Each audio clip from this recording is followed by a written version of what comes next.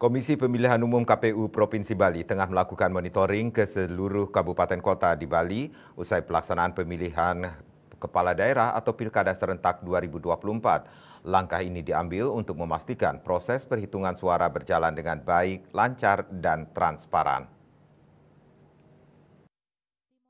KPU Bali saat ini tersebar di seluruh kabupaten kota untuk memastikan proses perhitungan berjalan dengan baik dan lancar. Berdasarkan data dari KPU Nasional, batas akhir pengumuman hasil akhir perhitungan suara untuk pemilihan Gubernur Bali ditetapkan pada 15 Desember 2024 dengan pelantikan gubernur terpilih dijadwalkan pada 7 Februari 2025. Sementara itu, untuk pemilihan Bupati dan Wali Kota di Kabupaten Kota Sebali, pengumuman hasil akhir ditetapkan pada 12 Desember 2024 dan pelantikan dijadwalkan pada 10 Februari 2025.